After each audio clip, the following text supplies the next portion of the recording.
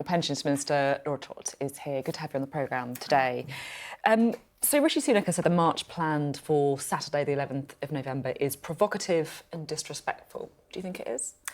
I think everybody in government wishes these marches weren't going ahead this weekend. I think it's a moment, both Armistice Day and Remembrance Sunday, to actually pay our respects to veterans of this country. So nobody wants to see marches on the streets while that is happening. But it's not while it's happening, though, is it? It's 2 hours after the minute silence, doesn't go near the cenotaph. Yeah, it's not either or, some would say. No, I completely understand. I think we saw what happened, I think it was last weekend, when you had protesters who filled Charing Cross Station with the veterans who were sitting there just trying to sell poppies. Nobody wants to see that when veterans are travelling in and out of London. However, the police are operationally independent. Mark Reddy said today that he is happy for the march to go ahead and they think that they can police that. And it's up for the government to then hold them to account. What does that mean, hold them to account? Well, it sounds a little bit like, as John was saying, OK, you've won this battle, but if it goes wrong, it's on you. No, it's the way it works. It's a very delicate balance because the police are operationally independent, but they're overseen by the government, by politicians, which is as it should be. Politicians should not be making decisions about operational policing. But we are there to say, OK, let's see how this goes. Could we do it better? Are we doing this effectively? Are we doing it in line with what the public want? And that is, I think, the role the politicians should play. I mean, I guess what the Met Police Commissioner is saying, he is going by what the law sets, right? So he's saying that, OK, they can ban a march, but only if there's a threat of serious disorder. A high threshold. It hasn't been met for 10 years. Yes, absolutely. And, if he bans it, there could be a judicial review. He'd have to show his evidence. Quite right. He hasn't got a choice. Which is why proper processes should take place, as they have done. He has reached this decision. Do you think it's the right decision? I think it's for him to make the decision, as for the reasons that we just outlined. But it is right that also he keeps it under review, which is what he said that he's going to do in his statement today. Would you describe the protests we've seen as hate marches? Well, there have been some absolutely unacceptable elements to these marches. Elements would you describe which are made them as hate marches? I would not describe them as hate marches, but I would say that there are elements within it which have been completely unacceptable, and they have been hateful. They've made the Jewish community feel under threat in their own city, and there have been a number of arrests as a result. But you wouldn't describe them as hate marches because you don't believe everyone on the protest is full of hate? No. Would you describe being homeless as a lifestyle choice?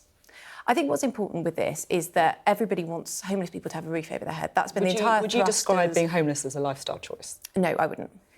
Are you sick of journalists like me asking you whether you agree with controversial things that Suella Braverman, the Home Secretary, have said? I think the important thing is that the Prime Minister and the Home Secretary are working together very effectively to do what actually matters to people at home. So people sitting there want illegal migration to go down. That's what they're working together on. They want crime to go down. That's what they're working together on. They want people to be safe on the streets. So the important things are being done and being done very effectively together. What is actually going on with Suella Braverman? Is she saying all the things that Rishi Sunak really thinks but is too scared to say? Or is she just freelancing? Is she going off, doing her own thing, grabbing the headlines as part of a leadership pitch? No, she's being a very effective Home Secretary, bringing down illegal migration. It's down by a quarter this year. That's thanks to action that she's taken as Home Secretary. You see, I don't believe that you are comfortable with the language she uses. You're saying you wouldn't describe them as hate marches. You say that you wouldn't describe homelessness as a lifestyle choice. I just don't believe you're comfortable with the rhetoric she's using. What matters is government policy. That is the thing that... But language matters as well, come on. Of course, but what we're doing as a government, everybody is agreed on. And that is the steps that we're taking to end the homelessness in this country, to bring down illegal migration, as I said, and the steps we're taking this weekend to make sure that everybody's safe on the streets. As Pensions Minister, yeah. Is a pensions triple lock here to stay? We are committed to the triple lock, Sophie, as I've said many times. I've been through this process. I've been in the job now for a year. So I was here last year in the build-up to where the decision has to be taken, because there is a process that we have to go through. You will know that last year we put up pensions by 10.1%. And all I can say for now is that we're committed to the triple lock. Of course, we've got the autumn statement coming up. There's a bit of a debate about whether or not the pensions triple lock will rise by average earnings, including bonuses, or not including bonuses. Yeah. I'll give us a hint. You know that I can't comment on that because there's a process ongoing at the moment by my boss, the Work and Pensions Secretary, and I would get in a lot of trouble if I preempted that. Is it fair that the state pension rose by 60% in cash terms between 2010 and 2023, compared by earnings only going up by 40%? Is that fair? Well, look, we were addressing a problem where we had lots of pensioners in pensioner poverty. There are 200,000 fewer pensioners in pensioner poverty now than in 2010. So maybe it's and under Labour, it went up the pensions went up by 75p. That has not happened under this government. You know, we have got pensioners' backs, and that is why we have remained committed to triple lock. That's why we've done all the things that we've done this year to ensure that pensioners are as least affected as they can be by the cost of living crisis. There's one other question I want to ask you. You're not on Twitter. I'm not on Twitter. Why not? I don't particularly want to get rape threats every day. Is that what you are experiencing? Well, no, I mean, I think it's, you know, if you are a woman in public life, you have to decide which bits of social media you want to be on and ones that you don't. I'm on Instagram, I'm on Facebook.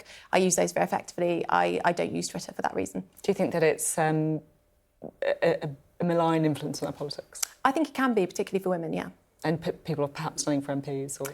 yeah, I think it can be a very difficult place. I think more needs to be done to make sure that social media is safe for everybody, and particularly people in the public eye.